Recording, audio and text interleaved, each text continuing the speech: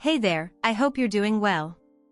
My name is Arya and today we're going to look at some more Reddit stories. If you enjoy Reddit stories, consider liking, subscribing, and maybe hitting that notification bell too. Let's get started with today's first story. Much love, everyone. Today's first story comes from my husband's shocking revenge after my innocent mistake of cheating. My name is Michael and I'm married to Jennifer. For 17 years we have 2 kids, a son named Jacob, and a daughter named Emily. Jennifer had been consistently arriving home late from work for a while now, and today was no different. It was nearly 10 p.m. The kids and I had already eaten dinner and completed our homework, and they had been in bed for about an hour. They hadn't even asked about their mom or why she wasn't home. This was a recent change and it saddened me. I had spent the past hour reviewing our finances over the last 2 years. Our financial situation had significantly deteriorated. Our income had dropped considerably, although my wife seemed oblivious to it as she continued to spend freely. It felt like she thought we had no financial worries at all. I had just finished paying our most recent bills and we might be able to get by for a couple more months. I had also been reevaluating my life plan. Perhaps I had made a mistake. For the past 2 years I had been staring at a looming problem, wondering if and when it would finally catch up with us. I'd always assumed it would eventually, but doubts were starting to creep in. I'm not sure how long she stood there watching me. Lately, I'd been lost in my own thoughts, more often causing me to lose track of time. Finally, with her arms crossed and that all too familiar look of disapproval on her face, she spoke. Michael, I want a divorce. I'm not entirely certain about my emotions. In that specific moment, my spirit felt incredibly burdened by self-doubt and self-loathing, almost rendering me numb to any new feelings. It wasn't exactly a humorous situation, yet I found myself trying to suppress a laugh. My wife, with whom I had spent 17 years, had just informed me that our relationship was coming to an end and everything we had built together was unraveling. It was a sensation I hadn't experienced in a while, and it almost brought a sense of relief.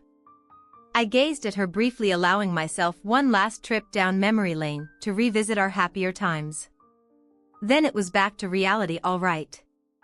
I excelled more as a programmer than as a manager. Unfortunately, in the corporate world, programmers often get promoted to become project leaders, then department heads, and finally senior management. This is how I ended up as the senior manager of product development, which sounded impressive but was essentially a glorified sales position. The truth was, at that time I was the most qualified person for the job. I had essentially birthed our flagship product line by myself, nurtured it through its early stages, and guided it through 6 subsequent upgrades. I knew our product inside and out when customers had questions. I had answers when our staff faced issues. I knew how to resolve them with a new haircut and an expensive suit. I certainly looked the part. One had more proficiency as a programmer than as a manager. Regrettably, the typical career progression for programmers involves moving up to become project leaders, then department heads, and ultimately senior management. This sequence led to me becoming the senior manager of product development. It sounded impressive, but it was essentially a fancy title for a sales role. In reality, I was the most qualified for the job. At that time I had essentially created our flagship product line, almost single-handedly, nurturing it through its early stages and overseeing its growth. Through 6 successive upgrades, I possessed the most in-depth knowledge of our product.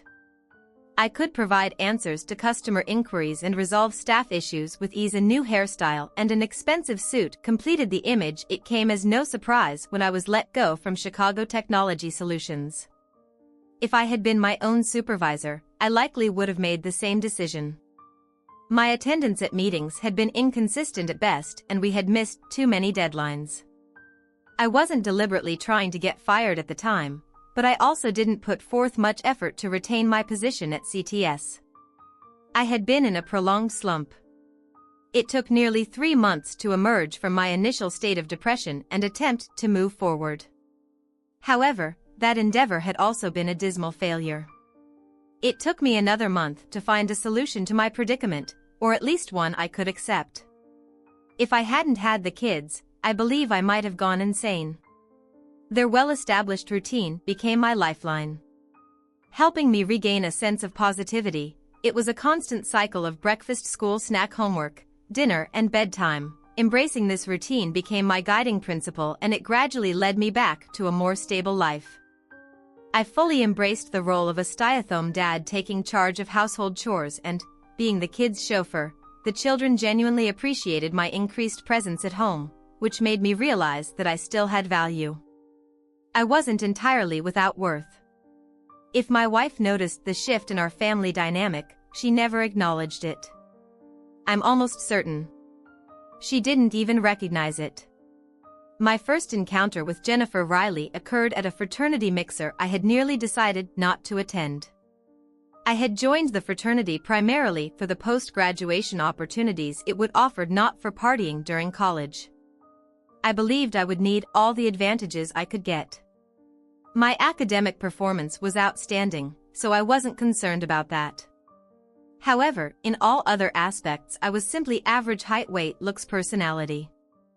Just average. Jennifer, on the other hand, was the kind of average that looked much better. On a woman, she was somewhat reserved, a bit of a wallflower. I observed her for quite a while before mustering the courage to strike up a conversation. Our initial interaction was brief and hushed, but we introduced ourselves over the next few weeks. We met for coffee and shared study sessions at the library. We had been conversing for almost 2 months before our first official date. From that moment forward, it became the most incredible period of my life. We enjoyed 15 years of pure happiness. Our courtship was brief and our engagement even briefer. Shortly after graduating, we got married and settled into our first apartment in Chicago. We commuted together, taking the morning and evening trains to and from our first jobs. Finances were tight, but we faced it as a united front. Let us know if you're excited about this story. Press A if you liked the video. Press B if not. Your comments really push me to find more stories that are positive and have meaning. We shared almost everything in common: family backgrounds, dating histories, interests, and aspirations. Where we didn't align, we complemented each other. If there was something I wasn't good at, Jennifer excelled, and vice versa. I managed our finances more effectively, while Jennifer expertly handled our social and family schedules. We collaborated seamlessly, and our lives quickly improved over the next few years. We both received multiple promotions. Our circle of friends grew significantly. We managed to save money for our first home, while still enjoying travel and entertainment. Our intimate life mirrored our relationship's progression, slowly but steadily. Holding hands and sharing kisses from our first date, we gradually progressed to more intimate moments when we became exclusive 8 years into our marriage. Jennifer left her job when our son Jacob was born, followed by our daughter, Emily, a little over a year later. We purchased a suburban 3-bedroom house with enough space for a dog. Along with the house, we bought a family sedan and a minivan in general. Our lives were falling into place nicely: 2 kids, a pet, a house, and 2 cars. It was completely ordinary, and I didn't think I could be any happier. However, I was mistaken. My promotion to manager came shortly after Emily's first birthday. It felt like a reward for years of blending in with the average crowd without complaining. As I mentioned, my new salary was quite substantial, and we didn't take it for granted. I had flexible hours, mostly working from home and only heading to the office for staff and management team meetings. They say that money can't buy happiness, and I believe that's true. What it can buy, though, are stylish clothes, personal grooming, better healthcare, a newer home, and a nicer neighborhood and confidence. I went from being average to slightly above average. My wife transformed from being average, which I already found beautiful, to slightly above average, which I now thought was incredibly attractive. Our already good bed life reached new heights. We traveled more comfortably, spent quality time with our children, and saved more money for retirement. When Emily began attending elementary school, Jennifer expressed her desire to return to part-time work. She quickly found a job at a startup marketing firm that she thought she'd enjoy. Her work routine aligned with dropping off and picking up the kids from school, which was a great addition. We didn't rely on her income, so we could save it. Based on my calculations, we were on track to retire comfortably by the time our kids finished college update. I stumbled upon the fact that my wife was having an affair 3 months before our 15th wedding anniversary. Purely by accident, on my birthday in reality, I had discovered the evidence 2 days before my birthday, but it took me a few weeks to piece it all together. Initially, I didn't think much of Jennifer taking a more active role in her new job. It meant she'd be working a few extra hours a week, and I didn't mind picking up the kids from school. It didn't significantly disrupt my schedule about 3 months into her new role. I noticed she seemed preoccupied quite often, so I asked her about it. She explained that she was adjusting to her job and feeling a bit stressed in an effort to ease her burden. I decided to take on more responsibilities at home when our passionate bed life began to decline. Noticeably, we had a conversation about it. She explained that she was getting older and didn't feel the need to have closeness as frequently. Surprisingly, it was the first time I'd heard her use the F word, but things did improve for a while. Our physical intimacy did pick up for a few weeks, but then decreased again. I hesitated to bring it up once more, fearing an argument. I was nearly at my wit's end when I stumbled upon the gift. The weather had turned cooler and I was searching for one of my sweaters I'd taken on the laundry duties and sometimes mixed up which closet the clothes should go in, while sifting through sweaters on her closet shelf. I noticed it hidden behind several old shoe boxes. It was hard to miss the unmistakable pink box with a white ribbon from the lingerie store the card addressed to lover piqued my curiosity. A brief internal struggle ensued. Should I look or should I wait? Ultimately, I chose to open it. I wasn't sure if I could wait until my birthday to enjoy my wife after reading the card.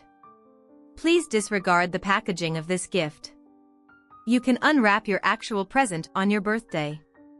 When I'm wearing what's inside the box, then you can have my last virginity. Love. Always, Jennifer. For the next 48 hours, I made extra efforts. I greeted her with flowers at the door, gave her a foot massage, and cooked her favorite dinner. Her response wasn't what I had anticipated. It seemed like she was merely tolerating my affection on my birthday.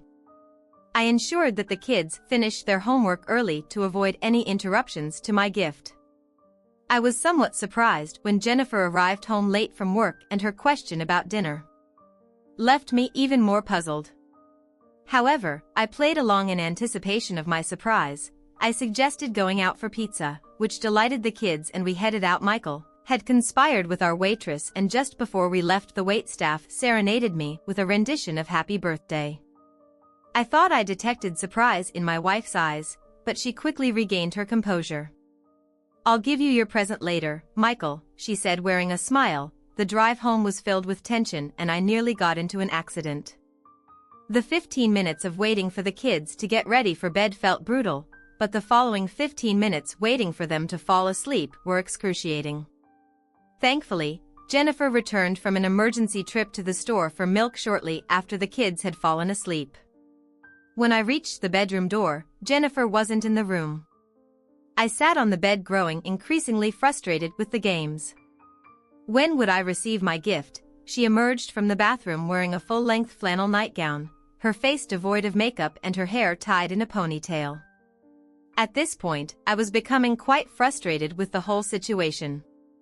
When would I finally receive my present? She climbed into bed, pulled up the covers, and reached for her bedside lamp. Then paused. Oops, I almost forgot. She opened a drawer on her nightstand and retrieved a small square box wrapped in the multicolored balloon paper we had used for Michael's last birthday. She handed it to me, saying, "Happy birthday, dear." With that, she rolled over, turned off her lamp, and went to sleep. I was too shocked to even open her gift. The next day, my depression hit me full force. I kept replaying the day's events in my mind, trying to figure out what I had done to put such a damper on our evening. I felt completely lost and wallowed in my despair for nearly 2 weeks. That present seemed to taunt me, a constant reminder of my failure. I've heard all the cliches, like the husband is the last to know, but I must admit that I was genuinely clueless. The idea of Jennifer cheating on me was so foreign that it never crossed my mind.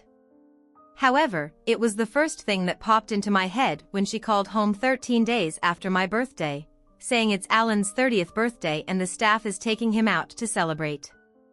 I might be home pretty late. I don't recall how I responded or even walking to the bedroom closet, but I do remember staring at the empty space where my present had been. I also remember the excruciating pain in my chest and rushing to the bathroom to throw up for longer than I'd like to admit. I thought I might be having a heart attack, and for a brief moment I wished it were true, hoping for an escape from the pain. Alan Henderson, Jennifer's boss, was a slick and somewhat sleazy looking advertising executive a few years younger than both Jennifer and me. I had met him only once and I distinctly remembered not liking him, mostly because he came across as insincere whenever he spoke. It was Emily who snapped me back to reality, asking, "Are you okay, Daddy?" It took a few moments for my eyes to focus on my daughter, who was standing over me on the verge of tears.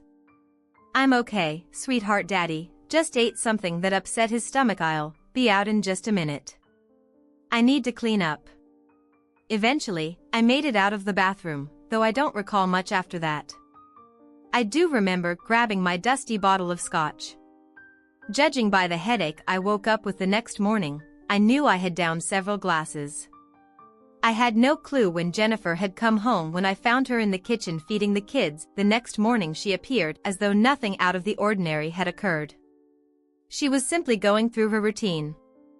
It was the slight wince I noticed on her face when she sat down to eat that shattered any remaining love I had. It was incredibly subtle, but it was there. I wish I could tell you that I confronted my cheating wife, but I didn't. I was utterly devastated. Moving was all I could manage, and things didn't improve for several weeks. I felt like a zombie each day. As I observed my wife going through the motions at home without a care in the world, I felt progressively worse. I thought I had hit rock bottom. Update 1. It wasn't until the weekend of my 15th wedding anniversary that I finally shook myself out of it and decided to take action. To be honest, I had been acting like a wimp. I knew it, and there's probably some psychological term for my behavior. If my dad were alive, he'd simply call me a fool, and he'd be right. The fog in my mind lifted when my wife mentioned she had to travel for a work conference during our anniversary. I'm not entirely sure why it bothered me, but it did. It felt like one more level of disrespect. Her complete disregard for the date hurt after drowning my sorrows in alcohol. On our anniversary night, I woke up angry and had reached my breaking point. I called my lawyer and scheduled an appointment. I was ready to end this charade, convinced that my life couldn't get any worse. I was wrong. The fierce determination with which I entered my attorney's office was quickly replaced by crushing disbelief. I knew divorces could be challenging, and I thought that my wife's affair would work in my favor. Instead, my lawyer poked holes in my case one after the other. I had no concrete evidence of the affair, and even if I did, it wouldn't make much of a difference. Our assets would likely be split 50-50. I had no proof of my wife being an unfit parent, so shared custody was the best. I could hope for our income disparity also favored my wife. I would have to pay spousal maintenance and child support. She would probably get primary custody and stay in the house for the children's sake. I felt like a betrayed fool, and my wife seemed to get away with everything. I went from feeling depressed to completely distraught. Even my unfaithful wife noticed after a few weeks and asked about it. "You look really worn out. Michael, is something bothering you?" I replied with a forced "No, dear." At least she made an effort to pretend she cared while I just drifted through life. Then I lost my job, although I didn't realize it at the time. Strangely, it turned out to be the best thing that ever happened to me. My glimmer of hope came from an unexpected source. The evening news. I was watching a series of depressing stories that seemed to match my mood perfectly. However, one story caught my attention. A major East Coast employer had gone bankrupt. Former employees were struggling to receive their final paychecks and were worried about their pensions. For once I felt like some people might be in an even worse situation than me. Then the news analyst shared his thoughts. The employees might win a judgment against their former employer, but it wouldn't matter because there was no money left. It didn't take much for me to connect the dots and come up with a basic plan. After all, my wife couldn't take what didn't exist. If we had nothing, we would split nothing. Yes, I would be sacrificing my share, but since I was already going to lose, half did the rest really matter? My plan started out quite simple. I was unemployed and had no intention of looking for work. I decided to spend our life savings until there was nothing left.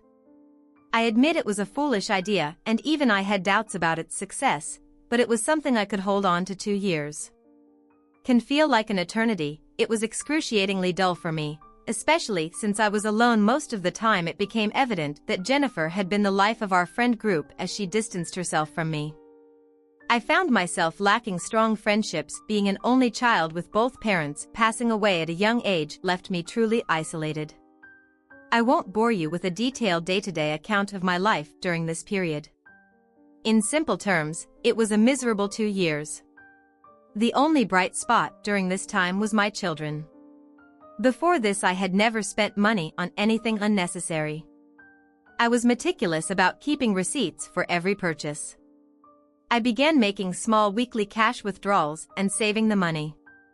After about 2 months, it struck me that we weren't spending money quickly enough to make a significant difference.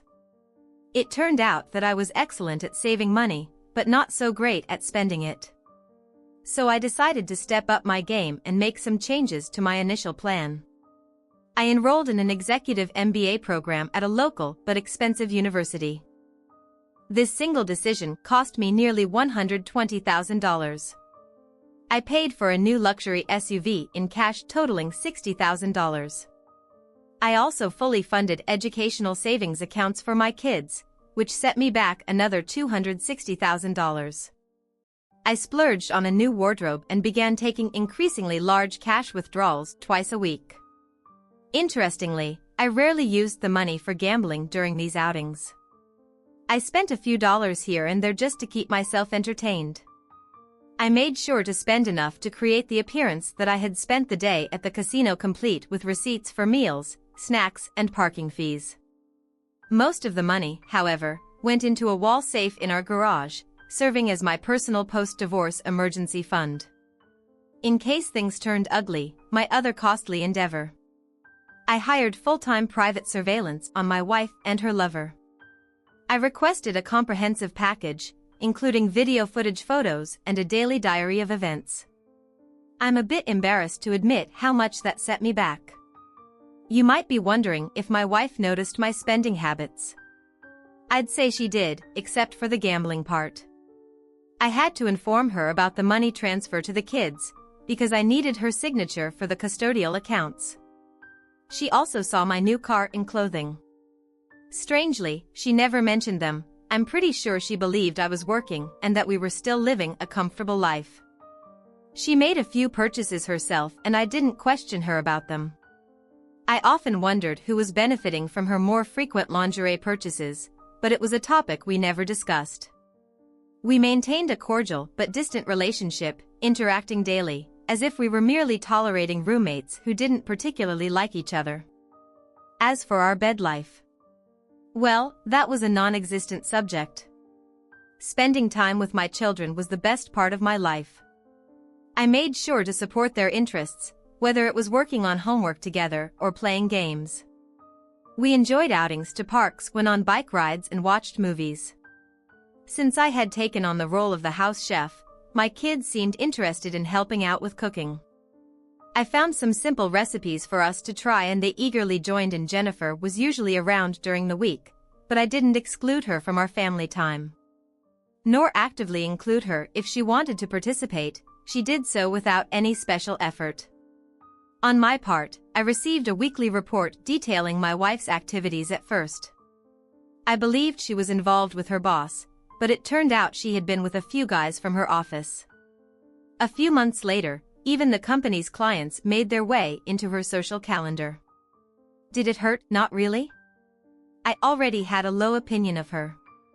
Having proof didn't affect me much. The report wasn't very intriguing. The videos were poorly made and didn't excite me much. It became evident that Alan Henderson wasn't a skilled lover, despite having the chance to be intimate with several different women. This surprised me. I had assumed, given the gift she bought, that he and my wife were in some kind of relationship, but it seemed more like casual encounters. He engaged with her despite his slightly below average size, and she went along with it. The same held true for most of the other 6 men involved with my wife. However, there was one client, a nerdy-looking guy with glasses and a pocket protector that cemented his geek status, who seemed particularly enthusiastic with Jennifer. The pictures and videos were too grainy to determine if she enjoyed it, but it appeared rather painful to me about a year into this journey. I realized I hadn't experienced a pleasant. It didn't really bother me. It was just one more thing adding to my miserable existence. After a year, I decided to stop the surveillance. I had seen enough and reviewing the material had become more of a chore filled with garbage. Despite having classes looking after the kids and my gambling, I had plenty of free time, so I focused on what life might be like after my marriage, which I assumed would end at some point. I began a new exercise routine. I had always been in decent shape. Nothing exceptional. Of course. Over time I made some good progress with my bench press and running stamina. I believed that having huge muscles and good looks was mostly genetic, and clearly I didn't fit into either category. Nevertheless, I was personally satisfied with my appearance. I started researching the latest news in my former industry because I figured I would need a job eventually. Being away for a year had put me further behind than I thought. I spent a few hours each day learning about the latest technologies and software packages. I took a particular interest in my old company CTS. It seemed they were stagnant, they weren't losing market share, and their revenues were stable. But they weren't making significant progress in the tech business. If you're not moving forward, you're falling behind. I also did a considerable amount of time in researching divorces. While I did spend some time coming up with new and potentially devious plans for dealing with my hopefully soon-to-be ex-wife, most of my time was spent studying how divorce affects children. I had already worked through much of my pain, and the children had played a significant role in that. I wanted to ensure that when their transition came, I would be fully prepared. There is a lot of information available. Although I found a substantial portion of it to be unhelpful, update 2 about 8 months later into my journey, I began to feel anxious. My wife started returning home at a regular time, engaging in conversations about my day. I responded briefly, but she persisted. She began dressing more provocatively for bedtime, as if trying to revive the intimacy we once had. Things went from bad to worse. After a few weeks, for a year and a half, she had been distant and merely going through the motions. Now she started complaining about our lack of communication and talked about working on our marriage. In response, I chose complete silence. Her efforts to reconcile continued until her birthday. I left her gift on the dining room table using the same wrapping paper she had used for my last gift. The contents of the present shouldn't have come as a surprise. It had taken me 6 months to open the last birthday gift. She had given me a cheap digital watch. When I stumbled upon a similar watch in the impulse buy section of our local 24-hour convenience store, priced at $995. I initially felt irritated, but when I saw they had a matching ladies' model, my resentment faded. I purchased it and waited 18 months to give it to her. I almost wish I could have witnessed her reaction, but unfortunately I wasn't around when she opened the gift. The kids and I had an impromptu movie night that lasted late, and she had already left by the time we woke up the next day. Everything quickly returned to my new normal. Jennifer started spending more and more time at the office, and our communication at home became minimal. Then it happened. Michael. I want a divorce. I had hoped she would get it over with swiftly, but it took almost a week before I was served with her divorce petition, which I found rather amusing. The petition included requests for spousal and child support, unequal distribution of assets in her favor, and cited mental and emotional cruelty as relevant factors. I decided to wait until the following Monday to take the kids camping, as I didn't want them around. When things escalated, we returned 6 days later feeling relaxed and rejuvenated, only to find Jennifer waiting for us at home. She was sitting alone in the living room looking unwell. I wondered which part of my counteractions surprised her. The most. I had filed for divorce in response, citing adultery and seeking the house, our primary asset, and full custody of the children. I also requested spousal and child support, because I had been unemployed and taking care of the kids full-time for 2 years. Additionally, I initiated alienation of affection lawsuits against Jennifer's 7 sexual partners, though I had no illusions about winning them. I also filed civil lawsuits against her employer and the companies of the 3 clients who had engaged in relations with my wife.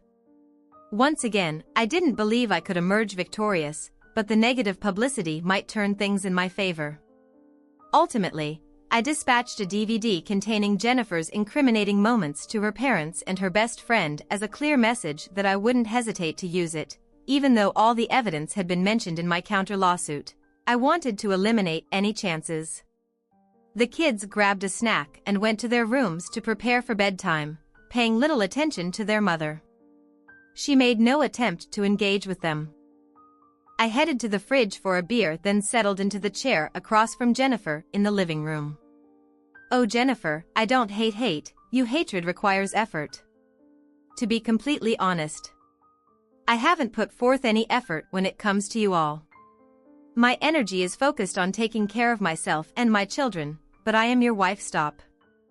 I won't tolerate someone like you tarnishing my wife's good name. My wife was a loving and caring woman, my closest friend and partner, and the mother of my children. She's gone, you've taken her place, but don't act as if you have any connection to me."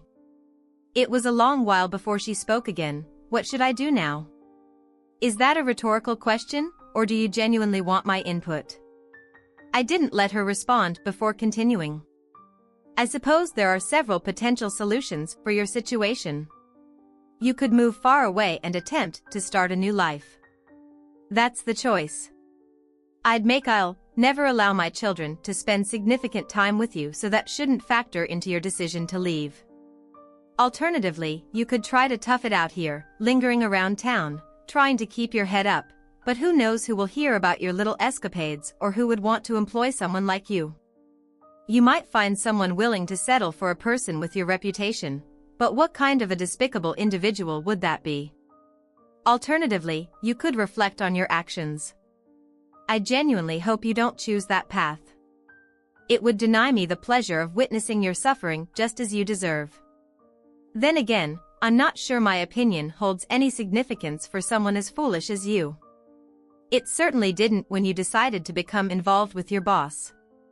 I had been imagining delivering that speech. 4 months, I should have felt content about the chance to say it. While I watched each word crush whatever remained of her spirit, I had anticipated finding some satisfaction. However, I only felt hollow instead. Final update: life after the divorce had its ups and downs. I achieved better results with my lawsuits than I had initially expected. I received slightly over $1 million in settlements from the 3 companies whose employees had been involved with my ex-wife. It was surprising because my lawyer had advised me not to anticipate much. After reviewing the situation, we concluded that they didn't want to risk negative publicity. After witnessing how we handled my ex-wife's company, we had dismantled my ex-wife's company through legal tactics like discovery, motions, depositions, and leaking information to the media. I also launched a subtle campaign reaching out to the CEOs of their remaining clients with details about my wife, her boss, and their illicit activities. Asking, "Do you really want to stay associated with this company when things go south?" It took time, but gradually their revenues dwindled. Employees who didn't want to be linked to the scandal left their jobs. Ultimately, the company declared bankruptcy. Alan Henderson was dismissed and left town in disgrace, while the $200,000 check I received was smaller compared to my other victories. It was much more satisfying. I didn't receive anything from my alienation of affection lawsuits, as I'd never really expected to. Nevertheless, 4 wives managed to secure substantial settlements and subsequent divorces. It wasn't all celebrations and happiness. I also suffered in the process. Encounters with people aware of my situation were not uncommon. The mocking and teasing were quite intense for a while. I don't know whether it was fortunate or unfortunate that I didn't really care. I already felt like a failure, so hearing it from others didn't have much impact on me. Some of the insults were surprisingly witty. I managed to shield my children from most of the negative consequences. Their well-being had always been my top priority. They were upset for a period, but they recovered fairly quickly. My greatest triumph was my return to CTS as Vice President of Design and Development. As a distraction from my personal struggles, I immersed myself in programming again. During my 2 difficult years, I devised an add-in for CTS's main software, allowing it to easily integrate with 2 other popular software packages from rival companies. I founded my own company and started marketing my creation. In less than a year, all 3 companies made offers to acquire my company and my software. I received $11 million for my company and an incredible compensation package from CTS for a while. I contemplated retirement. However, with my almost non-existent social life, I was convinced that I would become a recluse if I didn't provide myself with a reason to leave the house every day. My increased income allowed me to hire a kind elderly lady who served as both a part-time housekeeper and a nanny for the kids. After a year, Mrs. Marlene Jensen became a full-time resident, staying in the guest suite above the garage in our new home. She played a grandmotherly role to my children, usually warm and gentle but firm when necessary. What I valued most was the guidance she could offer, rooted in her life experience. I cherished my children and did my best to be a supportive and caring father. However, I was also emotionally scarred and cynical. I turned to her for advice when faced with decisions. As time passed, the children grew into well-adjusted adults and I occasionally saw them and their families. Unfortunately, our closeness dwindled over time. I held no grudges. It was better for me to keep my bitterness at bay and maintain some distance from their lives. Mrs. Jensen worked for me until the kids went off to college and then she retired. I provided her with free accommodations and meals as her pension. She had been a constant presence in my life for 15 years. Despite her efforts to encourage me to live and find a companion, she passed away. Knowing that I would always be alone, I never really opened up to anyone again. My friendships remained superficial and unsatisfying. My dating life was practically non-existent, except for a few group outings arranged by casual acquaintances. I earned a well-deserved reputation as a cold-hearted, ruthless individual not to be crossed. Most people avoided me and I couldn't blame anyone, but myself, I managed my sexual needs adequately. My increasing wealth allowed me to maintain a regular rotation of call girls. I compensated them generously for their time and services, essentially having casual encounters with them before showing them the door. There was one I grew fond of for a while who went by Candy but later revealed her real name was Mary Beth. She was a passionate and willing partner, and it seemed like our connection went beyond just a client-provider relationship. However, I couldn't burden someone else with my emotional baggage, so when I sensed she was getting too attached, I ended things. As for Jennifer, she faced her own challenges in life. She made efforts to reach out to me for almost a year, though I'm not entirely sure. Why did she hope for a reconciliation, or was she seeking a relationship with my children? It's possible, but I had given her clear warnings. She attempted to remain in Chicago, so I initiated surveillance on her whenever she applied for a job.